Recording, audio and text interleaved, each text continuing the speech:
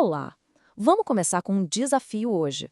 A gente vai tentar encontrar um fio condutor, uma história que faça sentido em 4 textos antigos que, assim de cara, parece que não tem nada a ver um com o outro. São de épocas diferentes, autores que nunca se conheceram e gêneros de escrita totalmente distintos. Pois é, essa é a grande pergunta.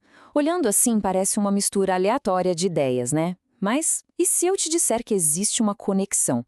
A gente vai, juntos, puxar esse fio da meada para descobrir como esses fragmentos se encaixam numa narrativa surpreendentemente coesa sobre segurança e sobre encontrar o nosso lugar no mundo.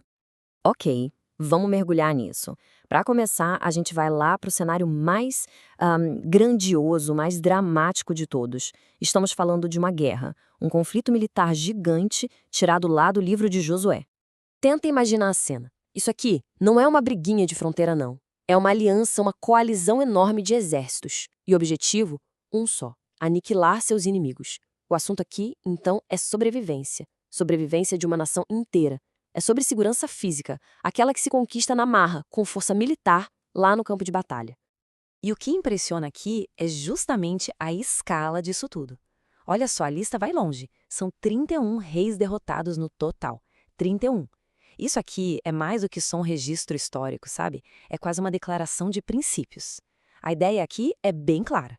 Segurança é igual a território conquistado. É igual a inimigo vencido. É algo que se ganha e se protege do lado de fora, com muros, com exércitos. Agora segura aí, porque a gente vai dar um giro de 180 graus. A gente vai sair dessa escala gigantesca de nações em guerra para mergulhar numa história bem íntima, bem pessoal. Uma história de cura que vem lá do Evangelho de Lucas. E aqui, o foco muda completamente. A história é sobre um grupo de 10 leprosos. Pensa só, 10 pessoas completamente à margem da sociedade, com uma doença terrível, que de repente são curadas por Jesus. São 10 vidas que foram assim viradas de cabeça para baixo, transformadas. Mas o mais impressionante vem agora. Desses 10, dos 10 que receberam esse milagre, só um único homem, resolve voltar para agradecer. E o contraste aqui é genial, pensa bem. 9 deles recebem o milagre e simplesmente seguem a vida. Talvez foram cumprir algum ritual, sei lá. Mas um deles, e detalhe, um samaritano que era visto como um estrangeiro, alguém de fora, para tudo. Ele interrompe a jornada para voltar e expressar gratidão. É aqui que a história vira a chave. O foco sai da ação externa, que foi a cura, e vai para a resposta interna, a gratidão. O que importa mesmo aqui é a escolha pessoal. E essa mudança de foco, sabe, do que acontece fora para o que acontece dentro, nos leva a uma ideia muito, mas muito poderosa. E se a verdadeira segurança, aquela que a gente tanto busca, não estiver num lugar físico, hein? Vamos dar uma olhada em como 2 textos, que parecem não ter nada a ver, na verdade conversam sobre isso. De um lado, a gente tem essa expressão de um desejo profundo por um lugar físico, o templo. Para o autor desse salmo, aquele lugar era tudo. Era a fonte máxima de segurança, de pertencimento, de conexão com Deus. Era basicamente a segurança externa transformada em um prédio. E aí, no mesmo capítulo da história dos leprosos, vem essa declaração que é, uau, revolucionária. Ela diz que o lugar mais sagrado de todos, o tal reino de Deus, não é um ponto no mapa, não é um templo que se pode visitar, não é uma nação com fronteiras. É uma realidade interna. Então, a gente chega no ponto central da coisa. A verdadeira segurança, o nosso verdadeiro lar, não é um território que a gente conquista na guerra, mas sim uma realidade interior que a gente cultiva.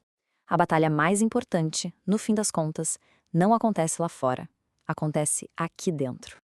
Ok, mas se esse reino é interno, como é que se constrói isso? É aí que entra nosso último texto, lá de Provérbios. Ele funciona quase como a planta baixa dessa construção. Ele pega essa ideia que parece meio abstrata e a transforma em escolhas morais bem práticas, do dia a dia. O que Provérbios faz é apresentar uma escolha, simples e direta, 2 caminhos. De um lado tem uma vida baseada na integridade, em odiar a falsidade. O texto diz que essa retidão age como um guarda, sabe? Uma proteção. Do outro lado tem uma vida que só leva à vergonha, uma vida que é destruída pela própria maldade. Ou seja, a base desse nosso santuário interior é construída tijolo por tijolo com integridade. E aí está, os pontos se conectam. A gente começou com uma guerra por território, lembra? Depois, vimos a importância de uma resposta pessoal, a gratidão. Isso abriu a porta para a ideia revolucionária de um reino que existe dentro da gente. E, por fim, descobrimos que esse reino é construído com base na integridade moral. É uma história só, contada em 4 atos. No fim das contas, a grande mensagem que surge quando a gente junta todas essas peças é bem poderosa. Aquela busca por segurança, que lá no começo era sobre exércitos e fronteiras, encontra sua verdadeira resposta não em muros mais altos, mas sim num caráter mais forte e num coração mais grato. E tudo isso nos deixa com uma pergunta no ar, para a gente pensar. Se a nossa maior fortaleza é interna, se é construída por dentro, como é que isso muda o jeito que a gente encara as batalhas do lado de fora? A resposta, claro, não é fácil, mas só de fazer a pergunta, bom, isso por si só já muda toda a nossa perspectiva, não é mesmo?